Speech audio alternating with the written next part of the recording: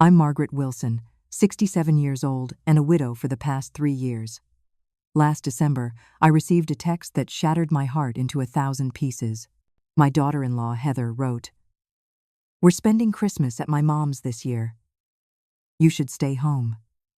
7 years of tension culminated in those 11 cold words. I stared at my phone, remembering all our previous Christmases together, my grandchildren's laughter echoing in my memory. That night, fueled by hurt and determination, I did something completely out of character. I booked a flight to Boston. What happened when I showed up unannounced at their doorstep changed our family forever. Before I dive into this emotional roller coaster, I'd love to know where you're watching from. Drop your location in the comments. Hit that like button if you've ever felt excluded by family, and subscribe to join our community of strong individuals who refuse to be sidelined. Have you ever made a bold move that surprised everyone, including yourself? Let me know as I take you through what happened when I decided not to stay home after all. My son Michael had always been my pride and joy. As a single mother for most of his childhood after his father left when Michael was just 8, we developed a special bond that saw us through tough times. Michael excelled in school, graduated with honors in computer science, and built a successful career as a software engineer. Our relationship remained close throughout his 20s and 30s. Weekly dinners, holiday traditions, and regular phone calls kept us connected despite the busy pace of our lives. Everything changed when Michael met Heather at a work conference 7 years ago. Initially, I was thrilled to see my son fall in love with this confident, articulate marketing executive. They seemed perfect for each other. Both successful professionals with shared interests and ambitions. Within a year, they were engaged, and I embraced the idea of welcoming Heather into our small family. The wedding was elaborate and beautiful, but I noticed something concerning during the planning process. Heather rarely consulted me, despite my gentle offers to help. When I mentioned family traditions we might incorporate, she smiled politely before changing the subject. Still, I dismissed my concerns as wedding stress and focused on supporting Michael's happiness. Their marriage created an instant blended family. Heather had 2 children from her previous marriage, Zoe, who was 8 at the time, and Lucas, who was 5. I was excited to become a grandmother, even if not biologically. The children were sweet and seemed to take to me initially, especially when I brought thoughtfully selected gifts and baked their favorite cookies during my visits. The first year of their marriage, our family dynamic seemed promising. I was invited to Sunday dinners twice a month, and while Heather was never particularly warm, she was cordial. Michael made efforts to maintain our close relationship, calling me several times a week and occasionally meeting me for lunch when his schedule allowed. By the second year, subtle changes became apparent. My invitations to family gatherings grew less frequent. When I did visit, Heather often had urgent work calls that took her away from the living room. Michael started calling less, and when we did speak, he seemed distracted and eager to end our conversations. When I asked if everything was all right, he always insisted they were just crazy busy with work and the kids' activities. Holiday celebrations became the most obvious battleground. For Thanksgiving of their second year of marriage, I was informed they would be spending it with Heather's extended family in Connecticut. Christmas, which Michael and I had always celebrated together with our special traditions, was now split, Christmas Eve at their house with a brief visit from me, and Christmas Day exclusively with Heather's family. I tried everything to build a relationship with Heather. I brought thoughtful gifts, offered to babysit the children, asked about her work accomplishments, and never offered unsolicited advice about housekeeping or child rearing. I carefully respected what I assumed were her boundaries, never dropping by unannounced and always checking before buying significant gifts for the children. When my husband John died 3 years ago after a brief battle with pancreatic cancer, Michael was devastated. He stayed with me for a week after the funeral, helping with arrangements and providing emotional support. Heather visited only twice during that time, always with reasons why she couldn't stay long. Once Michael returned home, our contact diminished dramatically. What had been weekly phone calls became monthly, and my invitations to visit were met with vague deferrals. The isolation grew more pronounced during holidays. The first Christmas after John's death, I was invited to their home, but noticed Heather's obvious impatience for my departure. The second Christmas, I was invited only for Christmas Eve lunch, not the dinner or Christmas morning I had previously been included in. Last year's Christmas revealed the depth of my exclusion. I arrived with carefully wrapped presents and traditional Christmas cookies I'd baked from my mother's recipe. During the family gift exchange, I noticed Heather subtly directing the children to set my gifts aside for later. When it came time for family photos by the tree, Heather arranged everyone and then said, "I'll take one with Margaret now," making it clear I wasn't considered part of the primary family unit.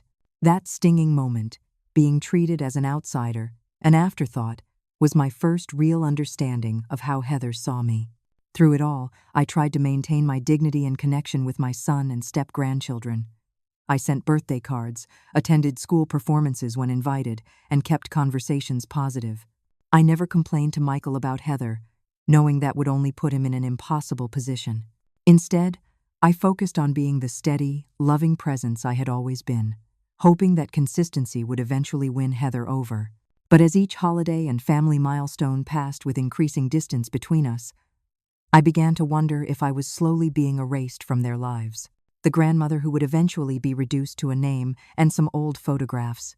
The thought broke my heart not just for myself, but for Michael and the children, who were being denied the richness of extended family connections that had meant so much to me growing up. December had always been my favorite month. Even after John's passing, I maintained our tradition of transforming our home into a Christmas wonderland. This year was no different. My living room featured a 7-foot Douglas fir adorned with ornaments collected over decades, each with its own story. The mantel displayed the hand-carved nativity set John had bought on our trip to Germany 15 years ago. Holiday music played softly in the background as I wrapped presents for Michael, Heather, Zoe, and Lucas. I had spent months selecting perfect gifts for each of them. For Zoe, now 15 and developing a serious interest in photography, I found a professional camera that had stretched my budget but felt worth every penny. For 12-year-old Lucas, who loved science and building things, I purchased a sophisticated telescope with an accompanying star chart personalized with the constellation positions from his birth date. For Michael, I had his father's watch restored, a family heirloom I knew he'd cherish. Even for Heather, I had carefully selected a cashmere sweater in her favorite color and a gift certificate to the spa she had once mentioned enjoying. This year, I was particularly excited because I had planned to host Christmas at my house. After 3 lonely holidays following John's death, I was ready to fill my home with family laughter again. I had casually mentioned it to Michael during our Thanksgiving phone call, and while he hadn't committed, he hadn't refused either, which I took as an encouraging sign. 2 weeks before Christmas, I called Michael to finalize plans. My kitchen was already stocked with ingredients for his favorite childhood dishes. "Hi, Mom," Michael answered, his voice carrying that slightly distracted tone I'd grown accustomed to. "Michael, I'm just calling to check what time you'll all be arriving on Christmas Eve. I was thinking around 4 would give us time for appetizers before dinner." There was a noticeable pause. "About Christmas. I've been meaning to call you.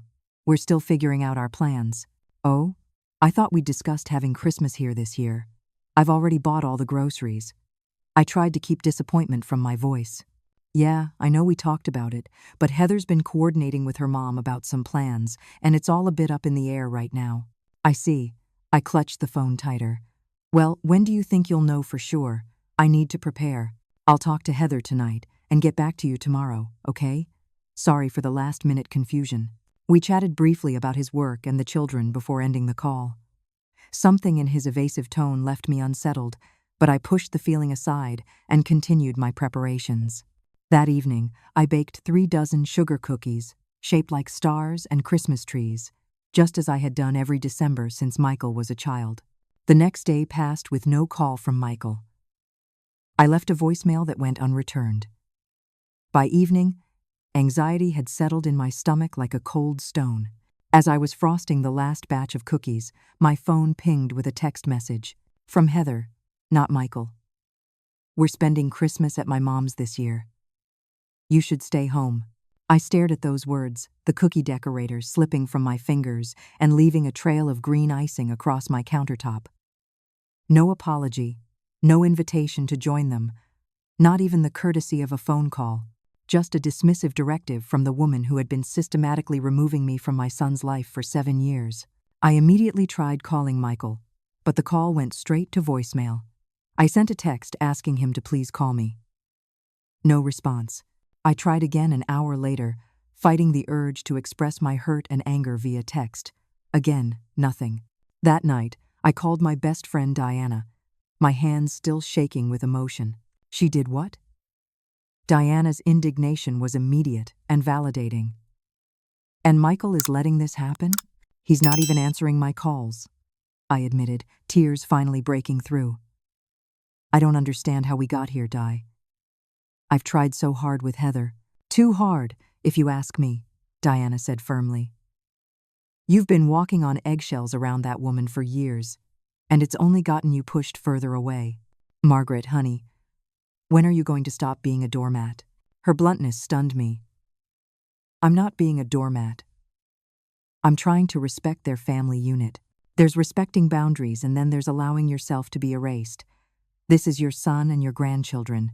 You have a right to be part of their lives, especially during the holidays. Sleep eluded me that night. I tossed and turned, replaying years of interactions with Heather, wondering where I had gone wrong. Had I been too intrusive? Not supportive enough? Was there some offense I'd committed without realizing it? By dawn, exhaustion had given way to a cold clarity. This wasn't about my failings. This was about Heather's determination to control her family narrative, a narrative that apparently had no place for me. My suspicions were confirmed the next morning when I logged onto Facebook, something I rarely did. There in my feed was a post from Heather from 2 months ago that I had somehow missed. So excited to have confirmed our Christmas plans at Mom's lake house. The kids can't wait for snowmobiling with their cousins. The post had dozens of comments, including one from Judith, Heather's mother, detailing the menu planning and sleeping arrangements. 2 months ago. They had planned this 2 months ago, while I was selecting gifts and planning a menu, believing I would finally have my family home for Christmas. The casual cruelty of it stole my breath. This wasn't just a change of plans. This was a deliberate exclusion that had been in the works for months, delivered at the last possible moment to minimize my opportunity to make alternative arrangements. And my son had been complicit in the deception, allowing me to continue preparations for a gathering that was never going to happen. As I sat at my kitchen table surrounded by cooling cookies no one would eat and presents no one would open, something shifted inside me. Diana's words echoed in my mind. When are you going to stop being a doormat? The answer came with surprising clarity, right now. I woke the next morning with a sense of purpose I hadn't felt since John died. The hurt and shock had crystallized into determination overnight. If I wasn't welcome in their Christmas plans, I would make plans of my own. Plans that would force a long overdue confrontation. After a strong cup of coffee, I opened my laptop and began searching for flights to Boston. There were still seats available on a flight leaving December 23rd, returning December 26th. My heart raced as I entered my credit card information. This was completely out of character for me. Margaret Wilson, retired elementary school teacher, predictable and accommodating, was about to do something impulsive and potentially disruptive. Before I could second-guess myself, I also booked a room at the Holiday Inn just 10 minutes from Michael and Heather's suburban home. The total cost made me wince. Between the last-minute airfare and hotel room, I was spending money I had earmarked for home repairs in the spring. But something told me this was an investment in my future relationship with my family. I called Diana immediately after confirming my reservations. "You did what?" she exclaimed when I told her my plan. "Margaret Wilson, I never thought you had it in you. I'm impressed. Do you think I'm making a mistake?" I asked, suddenly uncertain. What if this just makes everything worse? How much worse could it get? They've already excluded you from Christmas and can't even be bothered to tell you honestly. The worst outcome is that you confirm what you already know. That Heather is pushing you out. And Michael is letting it happen. But there's also a chance that showing up will force them to confront what they're doing. "I don't want to ruin their Christmas," I said, the teacher in me still concerned about proper behavior. "Honey, they ruined yours without a second thought. You're not throwing a tantrum. You're standing up for your place in the family. Just approach it with dignity. Don't scream or accuse. Just show up with love and gifts and let them explain themselves." Diana's advice steadied me. This wasn't about revenge. It was about refusing to be erased. I spent the rest of the day making preparations. I carefully packed the presents I had already wrapped, adding a few additional small gifts I could fit in my suitcase. I prepared several batches of Michael's favorite Christmas cookies and vacuum-sealed them to maintain freshness. I even made a batch of my special cranberry bread to bring to Judith, Heather's mother, whom I had met only a handful of times at family events. I called my neighbor Edward, a retired widower who had become a friend since John's passing, and arranged for him to collect my mail and keep an eye on the house while I was gone. "Going to surprise the family, eh?" he said with a knowing smile when I explained my sudden travel plans. "Good for you, Margaret. Sometimes you need to shake things up to get people's attention." As the day of my departure approached, I found myself revisiting memories of Michael's childhood Christmases. I remembered the year he was 8, our first Christmas after his father left. When money was so tight, I had worked extra tutoring jobs for months to afford the bicycle he wanted. The joy on his face that Christmas morning had made every sacrifice worthwhile. I remembered his teenage years, when he still helped me decorate cookies even though he pretended it was lame in front of his friends. I remembered the Christmas during his college years, when he brought home his first serious girlfriend and proudly introduced her to our family traditions. Had I imagined the closeness we once shared? Had I been a burden rather than a joy to him all these years? The doubt crept in during quiet moments, but I pushed it away. The son who had called me every Sunday during college, who had sobbed in my arms when his first serious relationship ended, who had held my hand throughout John's funeral. That son was real. Something had changed him, and I needed to understand what. The day before my flight, I received another shock. Lisa, a mutual friend from Michael's childhood who still lived in our hometown, called to check on my Christmas plans. "I ran into Heather's cousin at the mall yesterday," she mentioned casually. "She said something odd about you refusing to join them for Christmas, that you were being stubborn about traveling."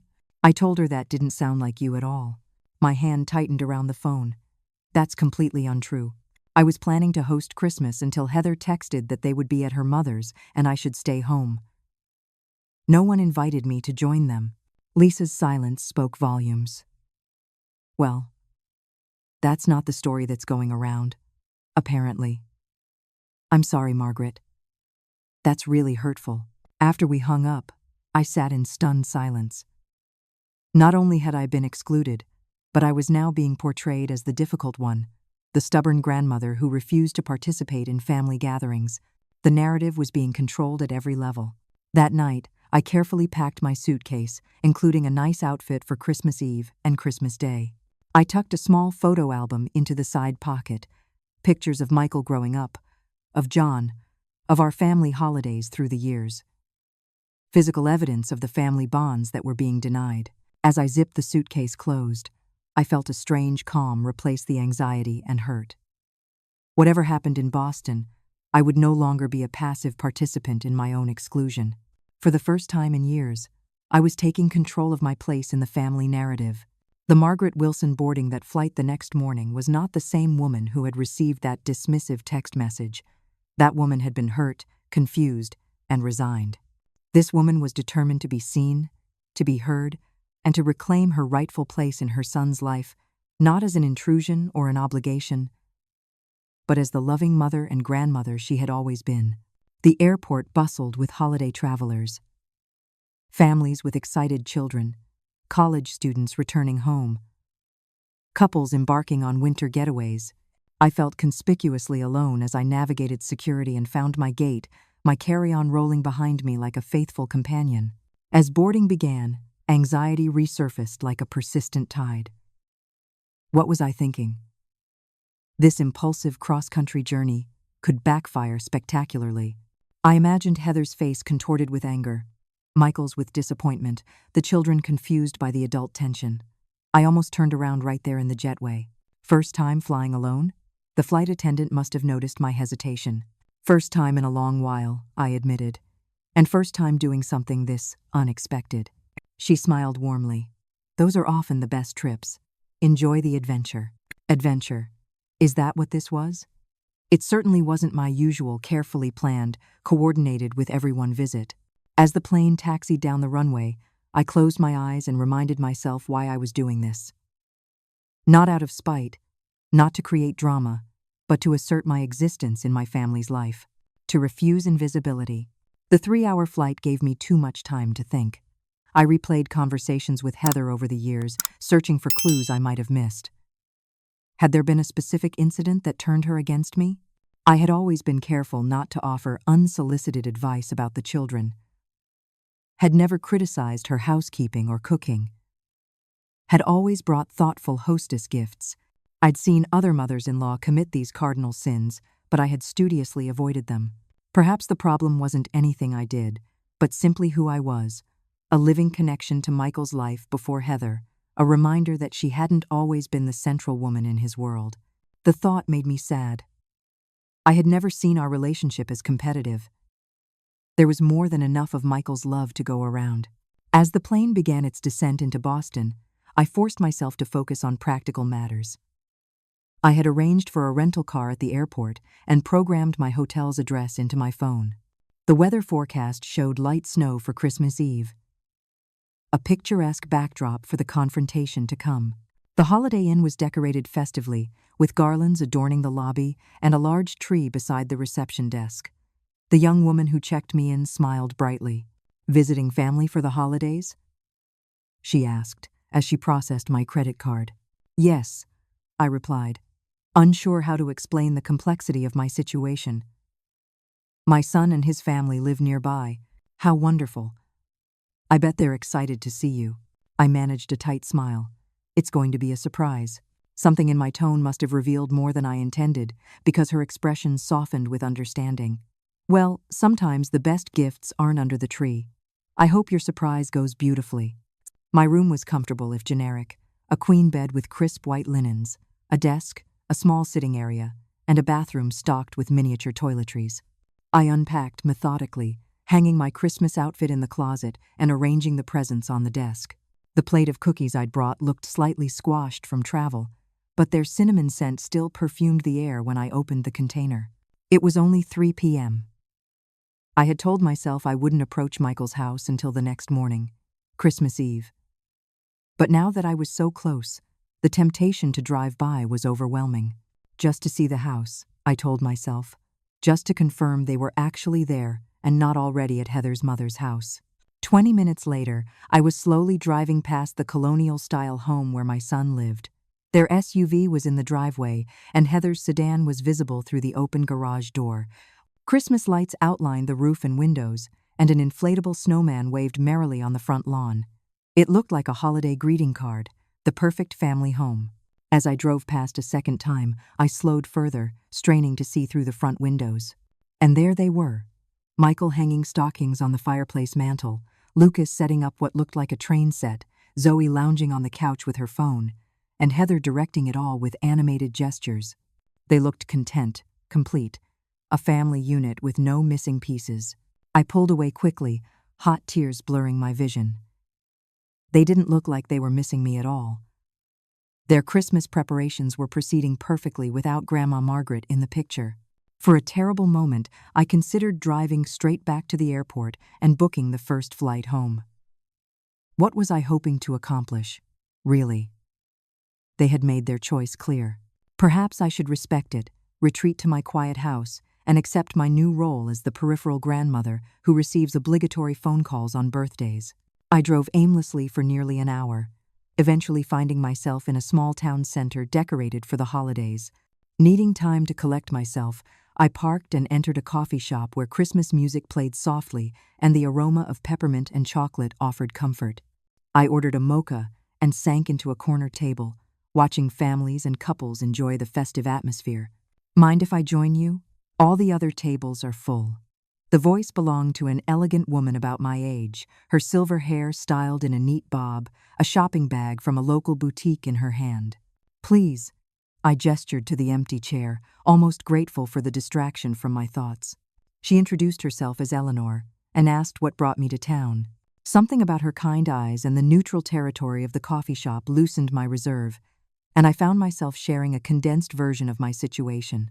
"So now I'm hiding in a hotel room 10 minutes from my son's house, wondering if I've lost my mind by coming here," I concluded, surprised by my own candor with a stranger. Eleanor's expression was thoughtful rather than shocked. I don't think you've lost your mind at all. You've lost your place in your family, and you're trying to reclaim it. That seems completely sane to me. But what if they're angry? What if this makes everything worse? What if it doesn't? She countered. What if this is exactly what needs to happen to break this pattern? Sometimes families fall into toxic dynamics without even realizing it. Someone needs to disrupt the pattern. You sound like you're speaking from experience, I observed. Eleanor nodded, turning her coffee cup slowly. My daughter didn't speak to me for 3 years. My son-in-law convinced her I was toxic because I expressed concern about some of his controlling behaviors. I respected their distance until my granddaughter turned 16 and reached out to me secretly, what she described in their home. I wish I had fought harder to stay connected. What happened? I showed up at her school play. My daughter was furious at first, but it opened a door. We're rebuilding now, slowly. My granddaughter tells me she always wondered why I gave up so easily. Eleanor's eyes met mine. Don't let your grandchildren wonder that about you. Her words stayed with me as I returned to the hotel, a new resolve forming alongside my anxiety. I spent the evening preparing, wrapping the few additional gifts I'd purchased, reviewing what I wanted to say to Michael and Heather, even practicing calm responses to potential scenarios. As darkness fell, I checked social media one last time and saw that Michael had posted a family photo in front of their tree with the caption, "Christmas Eve preparations underway. So blessed to have the whole family together for the holidays." The whole family. The phrase stung like salt in an open wound. In Michael's mind, the whole family clearly didn't include me. Whether this was his genuine feeling or Heather's influence hardly mattered now. The end result was the same. I had been redefined as an outsider, an extra, an optional addition rather than an essential part of their family circle. I switched off my phone and prepared for bed, setting my alarm for early morning. Tomorrow would change everything, for better or worse. As I drifted toward sleep, I found myself speaking aloud to John, something I often did in moments of uncertainty. Am I doing the right thing, John? Or am I about to make a fool of myself? The silence offered no answers, but I felt a sense of peace nonetheless. John would have supported my decision to fight for my relationship with our son. He had never been one to back down from important confrontations. My last thought before sleep claimed me was of the children, Zoe and Lucas.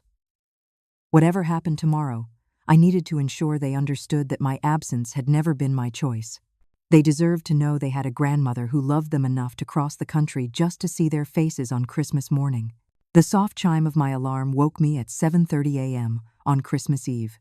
Outside my hotel window, delicate snowflakes drifted from a pearl gray sky, dusting the parking lot with a thin layer of white. Picture-perfect Christmas weather. A good omen, I decided. I dressed with care in a festive red sweater and black slacks, applied subtle makeup, and styled my silver hair the way John had always liked it. The woman in the mirror looked more confident than I felt. But perhaps that was the point, to project the assurance I hoped to eventually feel. After a quick breakfast in the hotel restaurant, I packed the gifts and cookies into my rental car and programmed Michael's address into the GPS. The snow was falling more heavily now, transforming the suburban landscape into a winter wonderland that matched the Christmas carols playing softly on the radio. At precisely 9:45 a.m., I pulled up in front of the colonial house I had driven by yesterday. The driveway now held only Michael's SUV. Heather's car was gone, perhaps for last-minute shopping. This might make the initial encounter easier, I thought, offering a chance to speak with Michael alone first. My heart pounded so forcefully I could feel its rhythm in my fingertips as I approached the front door, arms laden with colorfully wrapped packages. For a moment, I hesitated, the full weight of what I was doing hitting me anew. Then I remembered Eleanor's words from the coffee shop. Don't let your grandchildren wonder why you gave up so easily. I rang the doorbell. Footsteps approached.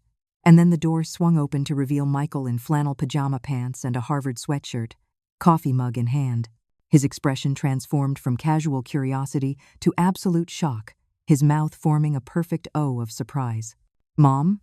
The coffee mug tilted dangerously in his slackened grip. "What? How? What are you doing here?" "Merry Christmas, Michael," I said, amazed at how steady my voice sounded. I decided not to stay home after all. He continued to stare, frozen in the doorway, until a child's voice called from inside, "Dad, who is it?" Lucas appeared behind his stepfather, peering around his elbow. His face lit up instantly. "Grandma Margaret." He pushed past Michael and wrapped his arms around my waist in a genuine hug that nearly brought me to tears. "I brought presents," I said, holding up the packages as Michael continued to look thunderstruck. "And cookies, your favorite gingerbread." "Awesome." Lucas grabbed my hand and pulled me inside, leaving Michael no choice but to step aside. "Zoe, Grandma's here." The interior of the house was warm and fragrant with pine from the beautifully decorated tree dominating the living room corner. Half-wrapped presents and ribbons were scattered across the coffee table. Clearly, I had interrupted their morning preparations.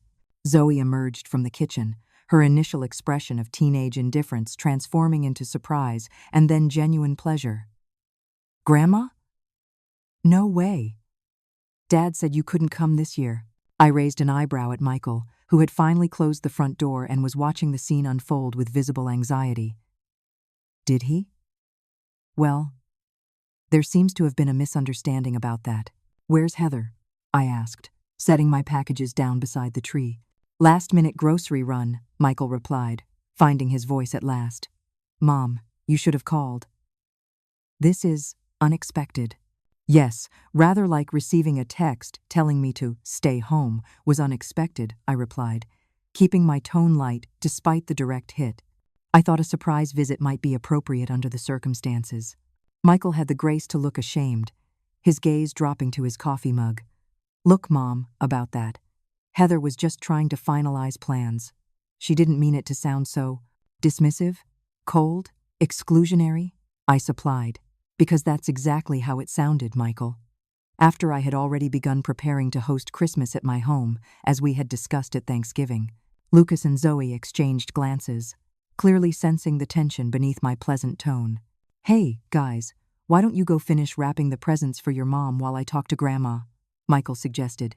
The children hesitated, but my reassuring smile sent them back to their tasks, though Zoe cast curious glances over her shoulder as they retreated.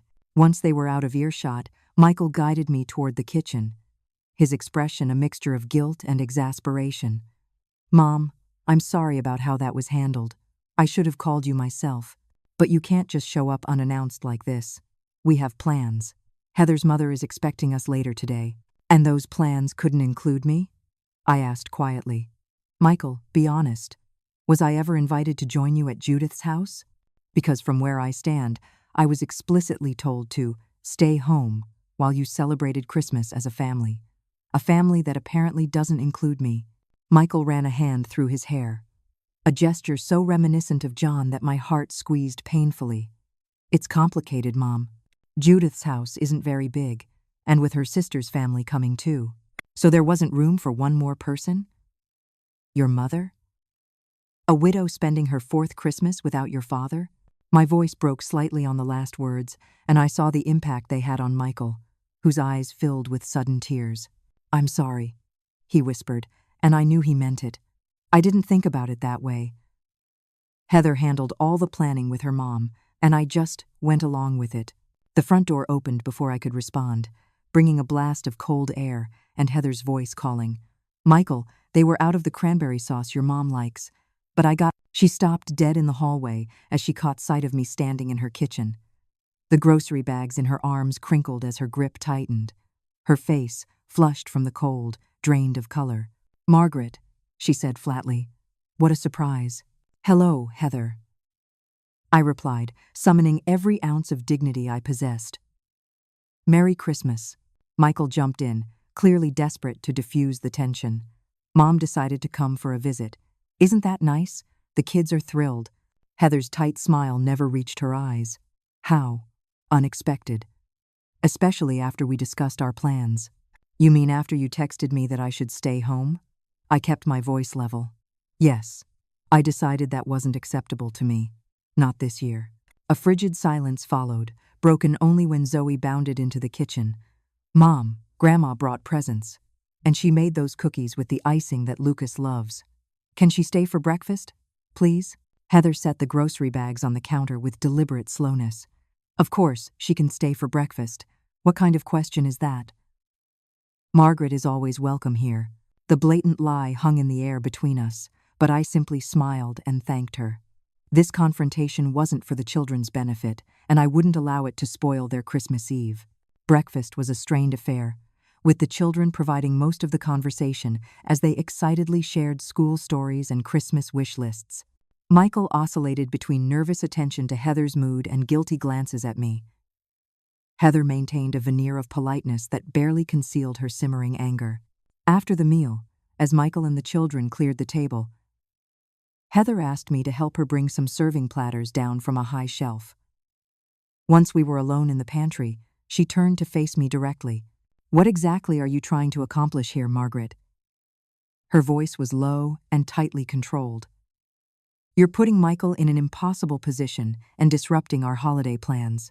"I'm not trying to disrupt anything, Heather. I'm simply refusing to be excluded from my family at Christmas, especially without even a proper conversation about it. We have plans with my mother, plans that have been in place for months, plans I was never informed of until your last-minute text telling me to stay home," I countered. "Do you have any idea how hurtful that was? Michael was supposed to talk to you about our Christmas plans weeks ago." Her tone suggested this was entirely his failure, absolving her of responsibility. "But he didn't. And rather than calling me yourself, or including me in your plans, you sent a dismissive text. After years of gradually reducing my role in this family to that of an occasional visitor," Heather's eyes narrowed. "You have boundary issues, Margaret? Michael and I have our own family now. The children and I need to know that we come first for him, not his mother. This isn't a competition, Heather. Loving me doesn't diminish his love for you. There's room in his life for both his wife and his mother. Is that why you showed up unannounced? To prove you can insert yourself into our lives whenever you want?" Before I could respond to this unfair characterization, we heard Michael's voice calling from the kitchen. "Everything okay in there? Need any help?"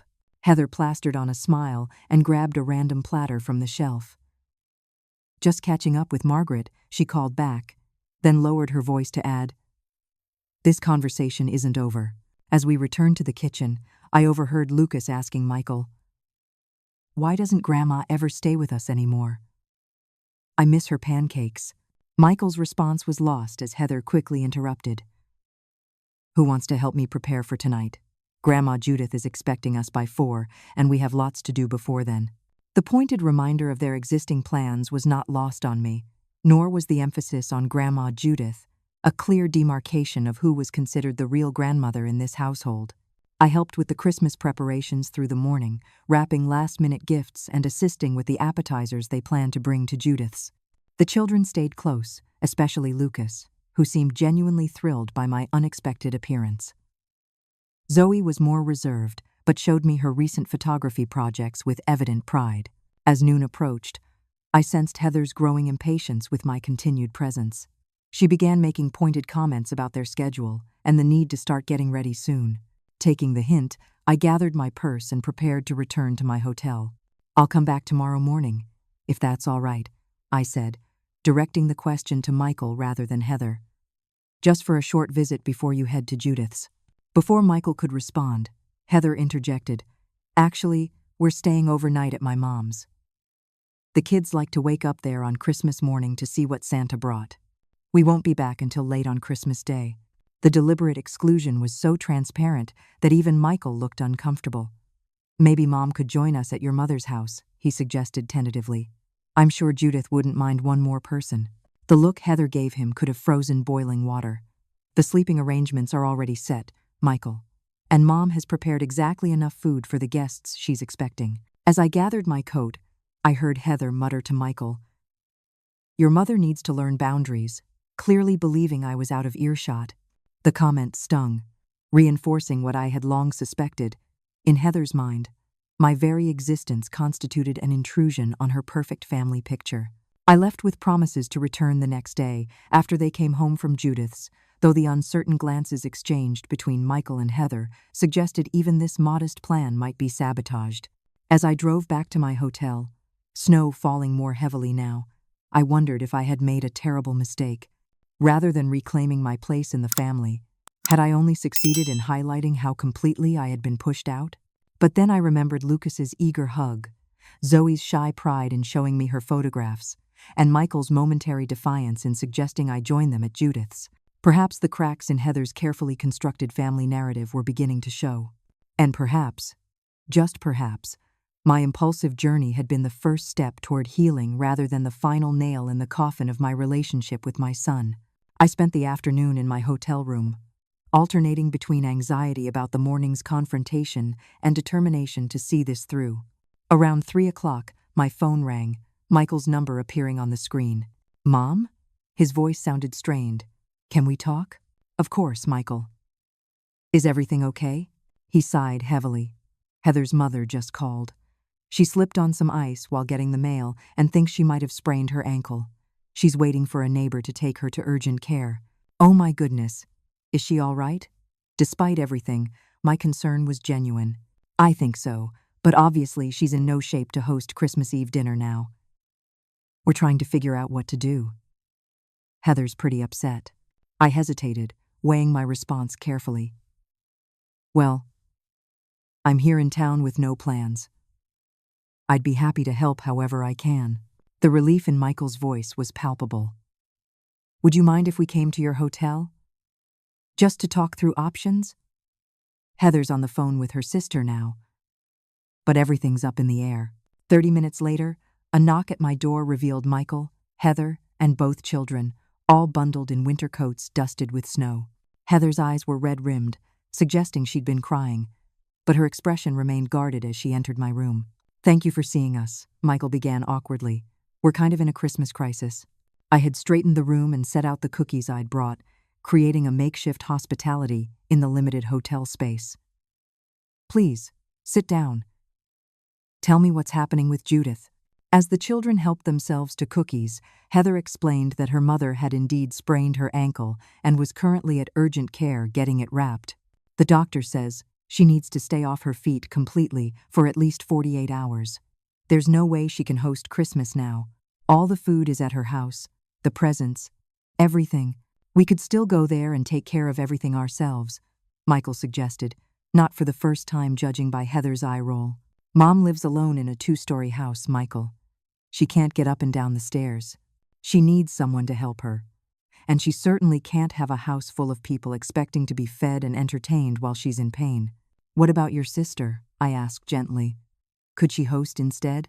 Heather shook her head. "Lindsay lives in a tiny apartment, and she's on call at the hospital tomorrow anyway. She can't even come to help with Mom."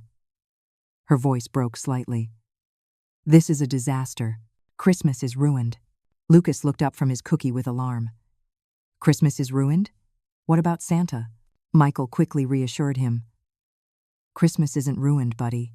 We're just figuring out a change of plans. Santa will still come, don't worry." As the adults fell into an uncomfortable silence, Zoe, who had been quietly observing, suddenly spoke up. "Why don't we just have Christmas at our house? We have a tree and everything, and Grandma Margaret is already here to help." All eyes turned to me, and I carefully kept my expression neutral, not wanting to appear as though I had orchestrated this situation. "That's actually not a bad idea," Michael said slowly. "We have the space, and most of the presents for the kids are still at our house anyway."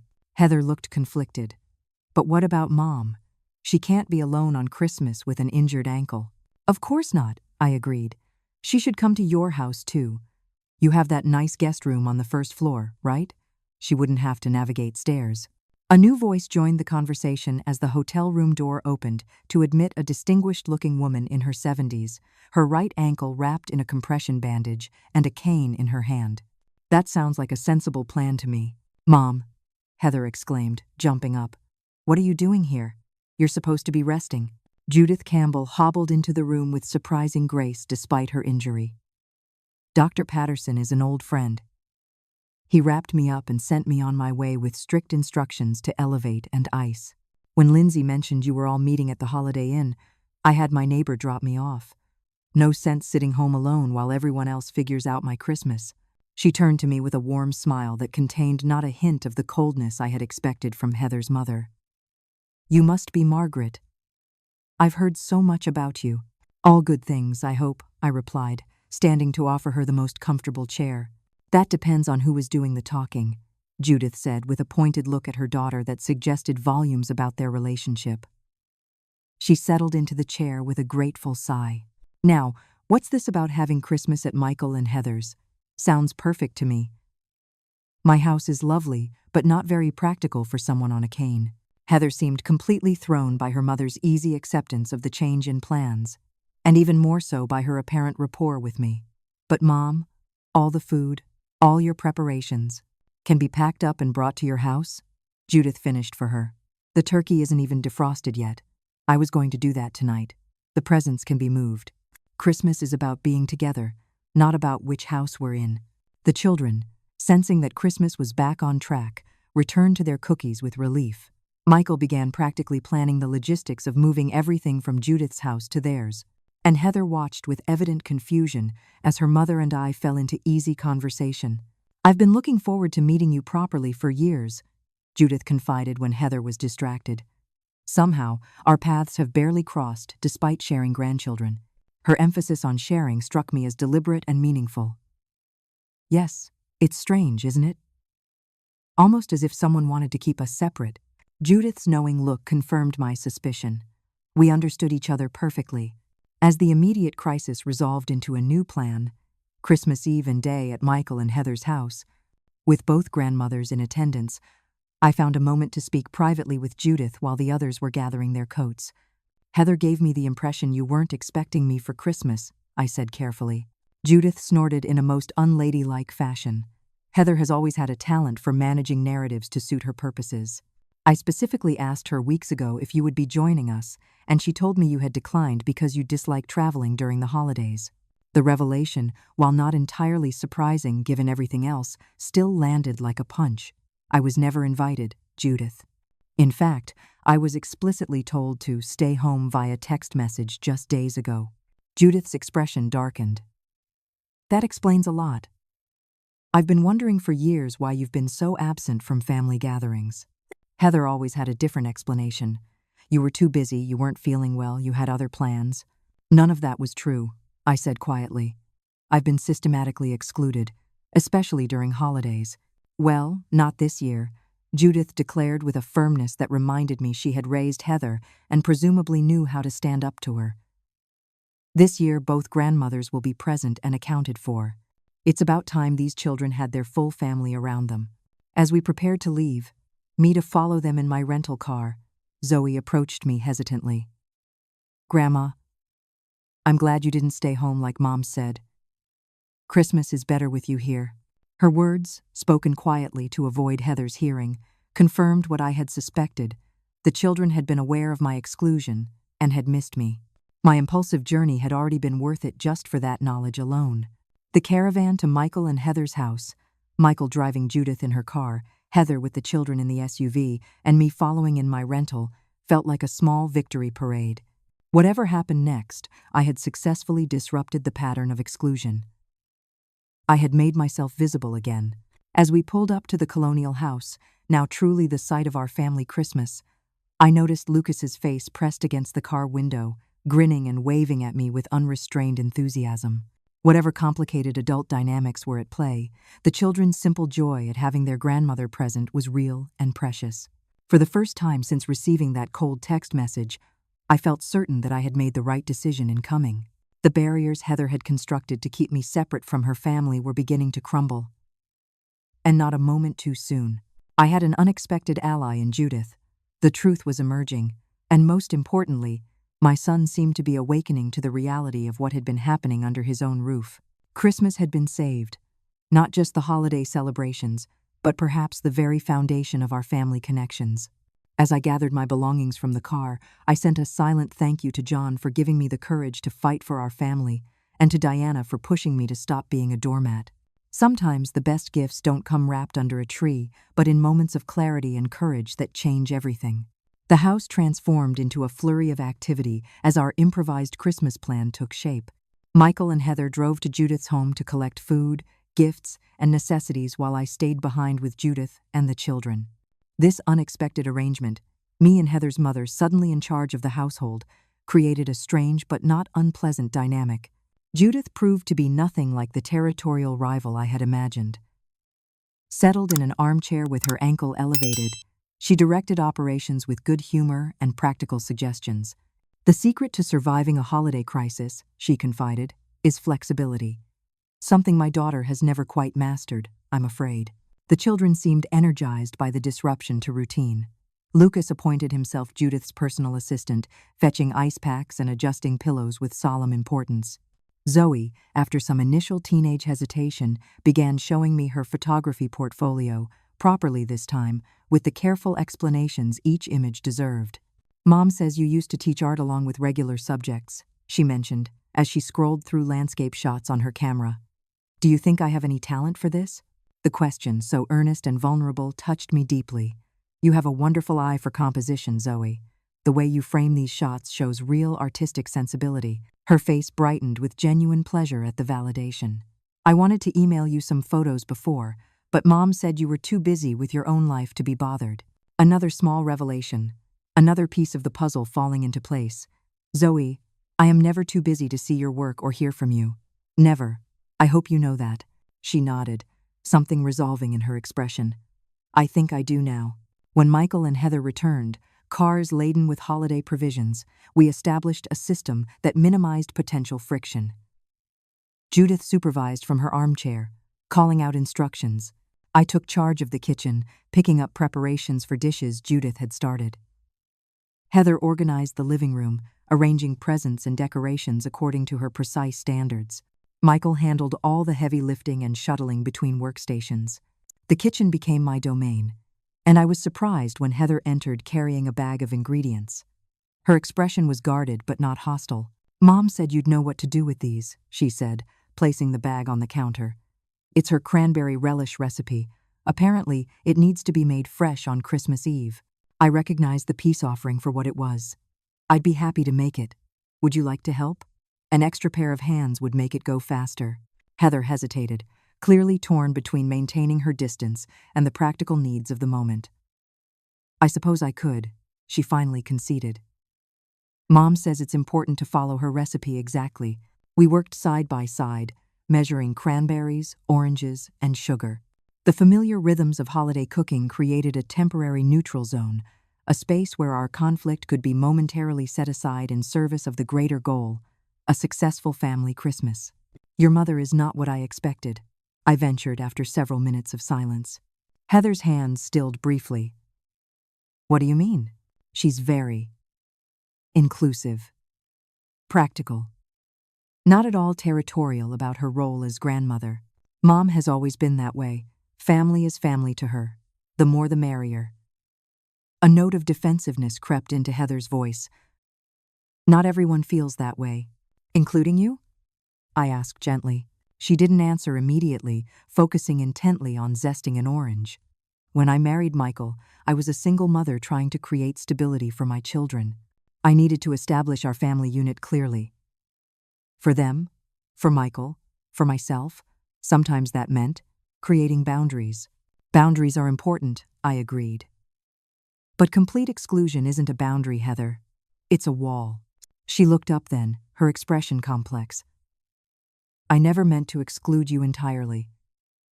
I just needed space to build our family without interference. Did I interfere? The question was genuine. I've always tried to respect your role as mother, to never overstep. Again, Heather fell silent, the only sound the rhythmic chopping of her knife against the cutting board. When she finally spoke, her voice was quieter. No, you didn't. But I was always waiting for it, expecting it. My first mother-in-law was difficult, always criticizing, always taking over. I guess I projected some of that onto you. This admission, however small, felt like a significant breakthrough. Before I could respond, Judith called from the living room. Is that cranberry relish coming along? It needs at least 4 hours to set properly. Heather rolled her eyes in a gesture so reminiscent of teenage Zoe that I nearly laughed. Coming, Mom? We're following your precious recipe to the letter. The moment of connection passed, but something had shifted. As we continued preparing the Christmas Eve feast, the tension between us eased fractionally. We weren't friends, but perhaps we were no longer quite so firmly enemies.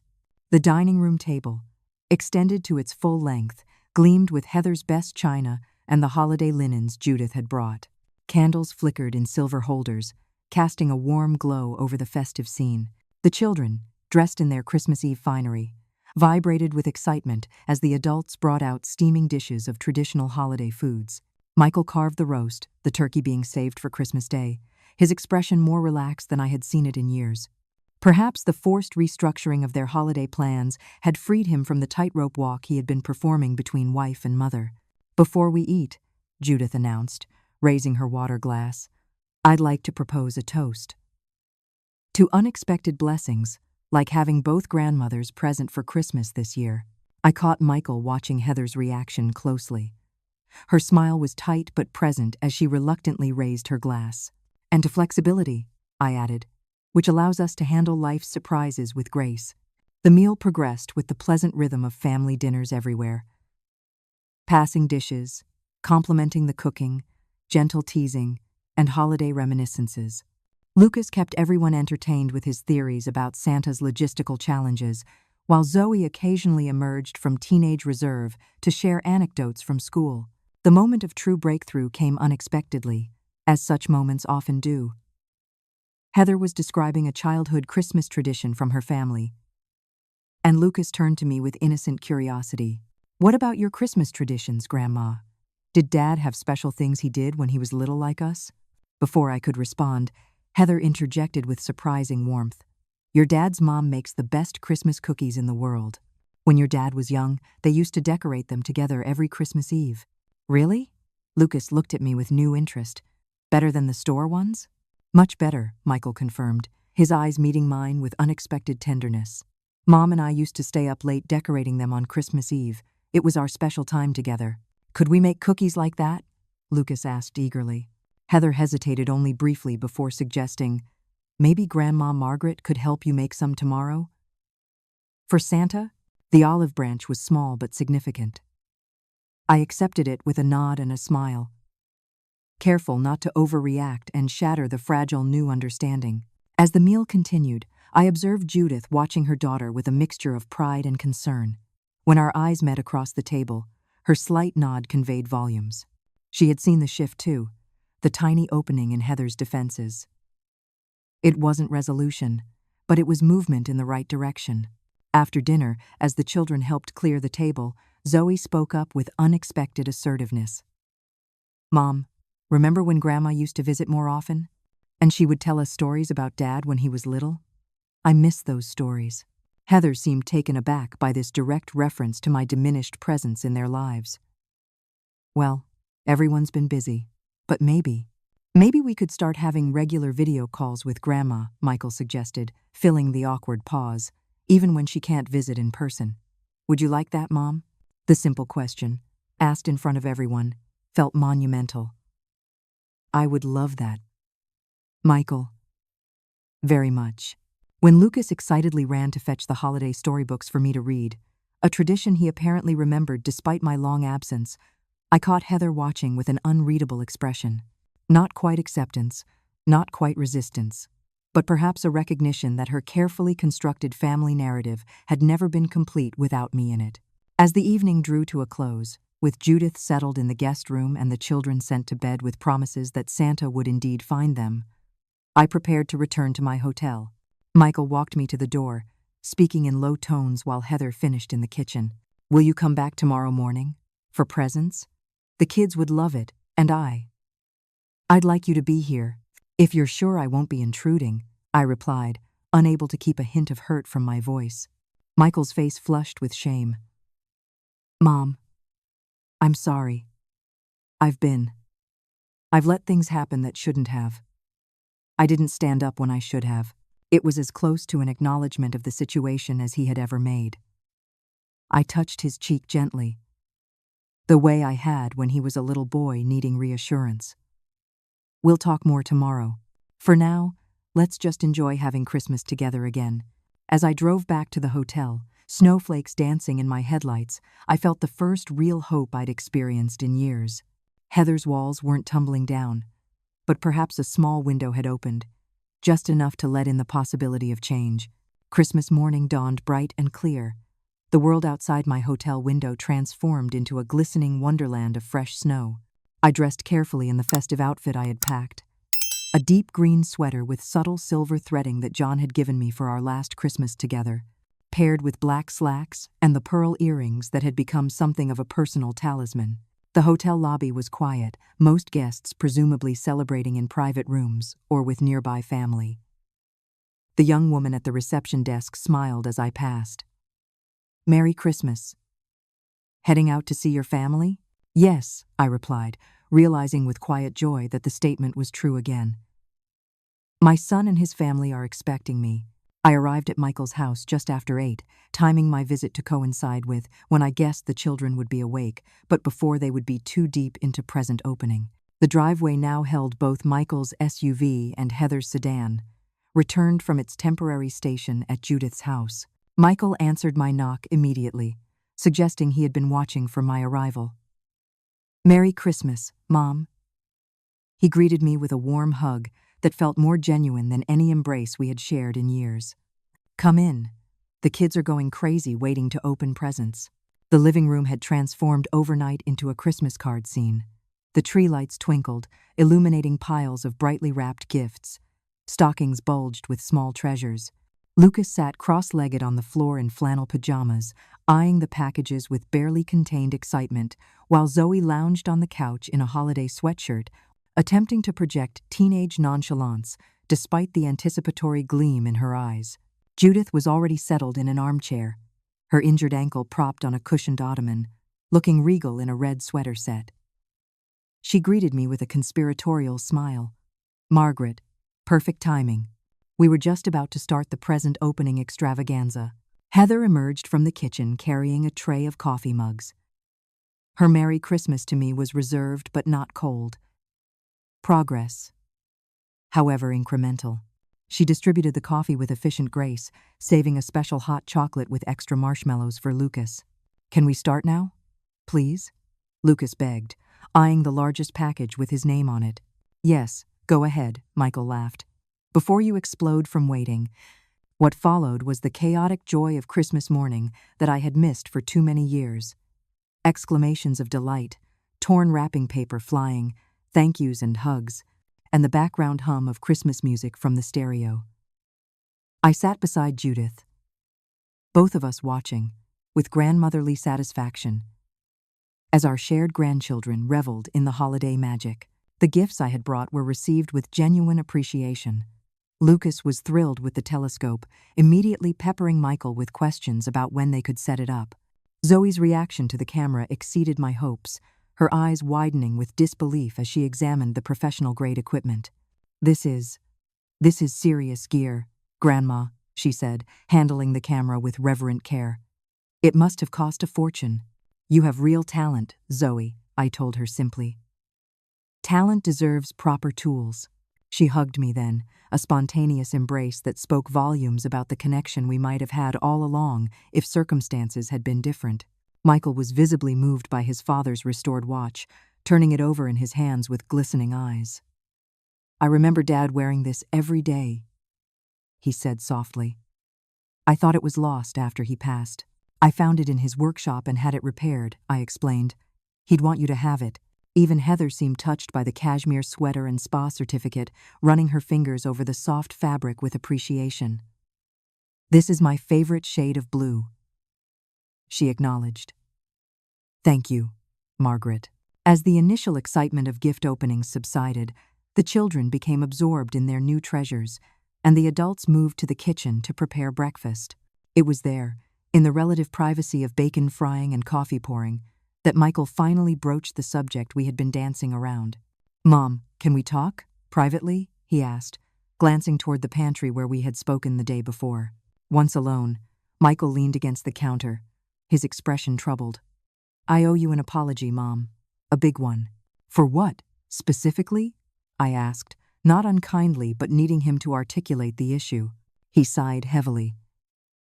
"For allowing you to be pushed out of our family. For not standing up when Heather started restricting your visits. For going along with it when you were excluded from plans. For failing as your son." The raw pain in his voice moved me deeply. You haven't failed, Michael. You've been caught in an impossible position. That's no excuse. After Dad died, you needed me more than ever, and I let you down. I let Heather control the narrative because it was easier than challenging her. I told myself it was about supporting my wife, but really, it was cowardice. This level of self-awareness surprised me. What changed? Seeing you here, watching how happy the kids are to have you around, realizing how much I've missed you too. He ran a hand through his hair in that gesture so reminiscent of John. And honestly, Judith said some things that hit home, about how families grow through inclusion, not exclusion. Your mother-in-law is a wise woman, I observed. Yeah, she is. And she made me see that I've been complicit in something really unfair to you. He looked me directly in the eyes. It's going to change, Mom. I promise. I can't fix everything overnight, but I'm going to make sure you're included from now on. Really included, not just tolerated on the periphery. The sincerity in his voice brought tears to my eyes. That's all I've ever wanted, Michael, to be part of your lives in whatever way works, to know my son and my grandchildren. Before he could respond, Heather's voice called from just outside the pantry. Michael? The bacon's burning. There was a pause. And then she added in a strained voice, and I think we need to talk. All three of us. She stood in the doorway, arms crossed defensively across her chest, but her expression more uncertain than hostile. Michael and I followed her to the relatively private corner of the kitchen, while Judith distracted the children in the living room with their new gifts. I heard what you said, Michael. Heather began without preamble. And you're right. I haven't been fair to your mother.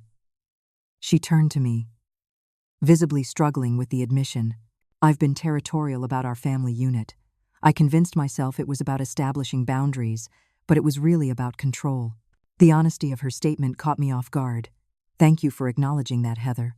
My mom had some choice words for me last night after you left. She continued with a hint of her usual defensiveness. About how I've been repeating patterns from my first marriage, pushing people away out of fear. Fear of what? I asked gently. Heather's composure wavered slightly. Of being judged. Of not measuring up. Of the children loving you more because you're kind and patient and bake cookies and don't yell when they spill things. Her voice dropped to a near whisper. Of Michael realizing he married the wrong kind of woman. The vulnerability behind her admission stunned me. All this time, I had assumed Heather's actions stemmed from dislike or power-seeking, never considering that they might be rooted in insecurity. Heather, I said carefully, there is no competition here. You are Michael's chosen partner and the mother of his children. Nothing could ever change that. My role as his mother and the children's grandmother doesn't diminish your importance in any way. I know that. Intellectually, I know that, she said. But it hasn't always felt that way. She straightened her shoulders with visible effort. Anyway, this isn't about my issues. It's about acknowledging that I've been wrong in how I've handled things. The text message was cruel, and it wasn't the first time I've deliberately excluded you. Where do we go from here? Michael asked, looking between us. Heather took a deep breath. We start over. We establish clear expectations and regular contact. We make sure the children have a relationship with both their grandmothers. She looked directly at me. I can't promise I won't still feel threatened sometimes, but I can promise to work on it and not let those feelings dictate family decisions anymore. It wasn't a complete resolution, but it was honest, and honesty was a far better foundation for moving forward than the pretense and manipulation of the past. As we rejoined the others for breakfast, Judith caught my eye with a knowing smile. Later, as she helped me set the table, insisting on contributing despite her ankle, she murmured, Heather has always been stubborn. But she's not unkind at heart. This has been good for her, having to confront the walls she's built. Was it your idea for her to talk to me? I asked. Judith chuckled. Let's just say I provided some motherly perspective last night. Sometimes our children need to be reminded of the lessons we thought they'd already learned. The rest of Christmas Day unfolded with a lightness that had been missing from our family gatherings for years. There were still awkward moments and old patterns didn't disappear overnight, but the air had been cleared. When Zoe suggested taking a family photo by the tree, I automatically began to step aside, assuming I would be asked to operate the camera. Instead, she set up a timer and insisted, "Grandma, you stand in the middle next to Dad." As we all crowded together, Michael, Heather, the children, Judith on a chair due to her ankle, and me in the place of honor beside my son, I felt John's presence acutely. He would have been proud of this moment, of the courage it had taken to reclaim my place in our family circle. Later, as I prepared to return to my hotel for the night, Michael walked me to the door again. This time, Heather and the children joined him. "We were thinking," Michael said, his arm around Heather's shoulders, "maybe you'd like to extend your stay for a couple of days? The kids are on school break until after New Year's, and it would give us more time together." The invitation, clearly supported by Heather's nod of agreement, felt like the real gift of Christmas, not just inclusion in a single day's celebration, but the promise of a renewed relationship moving forward. "I'd love that," I said simply, my heart too full for elaborate expressions. Lucas hugged my waist. "And next Christmas, you'll come back, right? You don't have to stay home anymore." "No," I agreed, meeting Heather's gaze steadily over his head. "I don't have to stay home anymore." Her small smile of acknowledgement sealed the unspoken agreement between us. The walls hadn't come down completely, but the first bricks had been removed, creating an opening through which real family connection could finally begin to flow again. The 2 days following Christmas passed in a blur of family activities, each one feeling like a reclaimed piece of my life. We built a snowman in the backyard, set up Lucas's telescope for stargazing, reviewed Zoe's photography portfolio, and shared meals without the underlying tension that had characterized our interactions for years. Heather remained somewhat reserved, but her hostility had dissolved into a cautious cordiality. Small moments revealed the effort she was making, asking my opinion on a recipe, inviting me to help arrange photo albums, suggesting I might want to take some of their family pictures home with me. Michael, freed from his role as buffer between wife and mother, seemed years younger, laughing more easily and sharing stories from work and family life that I had missed during our estrangement. He made a point of creating opportunities for me to connect with the children, subtly reinforcing my place in the family hierarchy. Judith remained an unexpected ally, her wry observations and practical wisdom providing perspective when old tensions threatened to resurface. "Families are like gardens," she remarked one evening as we shared tea while the others played a board game. "They need regular tending, proper boundaries, and occasional pruning, but never walls. Walls kill everything on both sides." On the morning of my extended stay's final day, Michael suggested we have coffee alone while Heather took the children shopping for school supplies. We sat at the kitchen table, sunlight streaming through windows still decorated with the children's paper snowflakes. "I've been thinking a lot about Dad this week," Michael said, turning his mug slowly between his hands, "about what he would say if he could see how things have been between us these past years." "He would have been heartbroken," I replied honestly. "But he also would have understood how complicated family dynamics can be. He was always more forgiving than I am." Michael smiled sadly. "He was. But he also stood his ground when it mattered." He took a deep breath. "Mom, I want to make some concrete plans, not just vague promises. Would you be open to a regular schedule for video calls with the kids? Maybe Sunday afternoons? And maybe you could visit once a month, at least through the school year?" The structured suggestions surprised me. "I'd love that, Michael." "But is Heather on board with this plan?" "It was actually her idea," he admitted. "She said if we're going to rebuild our family connections, we should be intentional about it." "She's trying, Mom. This isn't easy for her." "I know," I acknowledged. "Change never is. But please tell her I appreciate the effort, and I'll be making an effort too, to respect your family unit while still maintaining my connection with all of you." Later that morning, as I packed my suitcase in preparation for my afternoon flight, Zoe knocked tentatively on the guest room door. "Grandma, can I ask you something?" "Of course, sweetheart." She perched on the edge of the bed, suddenly seeming younger than her 15 years. Would it be okay if I emailed you some of my photos sometimes? For feedback?" "I would love that," I said, sitting beside her. "Nothing would make me happier. And maybe in the spring we could really come visit you?" Mom mentioned something about spring break. "Did she?"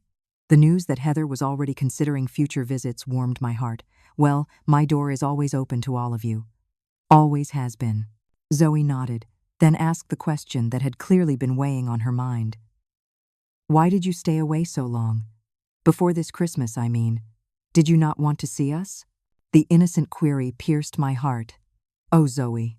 No. Never that. There were complications between adults, misunderstandings and poor communication, but I have always wanted to be part of your life. Always. She seemed to accept this simplified explanation, nodding thoughtfully. I'm glad you came for Christmas, even when Mom said to stay home. So am I, sweetheart. Sometimes you have to fight for your place in the family. Not with anger or demands, but with love and persistence. Before my departure, we gathered in the living room for a proper goodbye. Judith, still confined to the armchair with her sprained ankle, held court with her usual dignity. Margaret, this has been the most interesting Christmas in years, she declared. Next year, I vote we skip the injured ankle drama and just plan a proper two-grandmother holiday from the start. Seconded, Michael agreed with a smile. Heather stepped forward somewhat stiffly. Thank you for being so flexible with our changing plans. And for the gifts. And for, she hesitated, clearly struggling to articulate more complex gratitude. Before finishing simply, for being here. It wasn't an apology for years of exclusion, but it was an acknowledgement of my place in the family. For now, that was enough. The children's goodbyes were more demonstrative. Lucas with a fierce hug and extraction of promises about telescope techniques, Zoe with a more reserved but equally heartfelt embrace and whispered, I'll email you my new photos next week. Finally, Michael walked me to my rental car, carrying my suitcase despite my protests. As he placed it in the trunk, he turned to face me with unexpected emotion in his eyes. Thank you for not giving up on us, Mom. For booking that flight when it would have been easier to stay home nursing your hurt feelings. For forcing us to confront what was happening. I didn't do it to force a confrontation, I clarified. I did it because I couldn't bear another Christmas without my family. I know. And that's why it worked. He hugged me tightly. Safe travels. We'll call you Sunday for our first official video chat. As I drove to the airport, the winter landscape sparkling in the afternoon sun, I called Diana from my hands-free setup. So? She demanded immediately. Did you make a scene? Tell me everything. I laughed, realizing how differently things had turned out from what either of us had imagined. No scene. But maybe something better. A breakthrough. A real one. Details, Margaret? I've been on pins and needles for days. I recounted the events of the past 4 days. The initial confrontation, Judith's unexpected alliance, the Christmas Eve and day revelations, and the tentative new understanding with Heather. Well, I'll be, Diana said when I finished. So your impulsive cross-country journey actually worked? It did. Not instantly, and not perfectly, but it broke the pattern. Sometimes that's all you need. One act of courage to create an opening for change. I'm proud of you, Margaret Wilson. You stood up for yourself without burning bridges.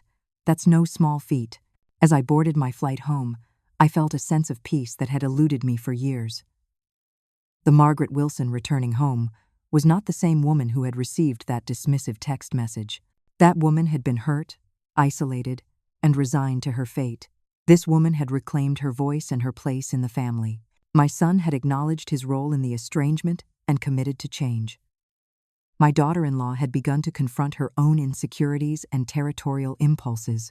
My grandchildren had expressed their desire for my presence in their lives, and I had learned that sometimes the most loving thing you can do for your family is to refuse to be erased from it. As the plane lifted into the winter sky, I thought about families everywhere navigating similar complex dynamics, the unspoken expectations, the power struggles, the wounded feelings, and the deep, abiding love that makes it all worth the effort. Perfect families don't exist, but healing families do. And we were, at long last, on that path. Have you ever had to stand up for your place in your family? How did you handle it, and what was the outcome? I'd love to hear your stories in the comments below.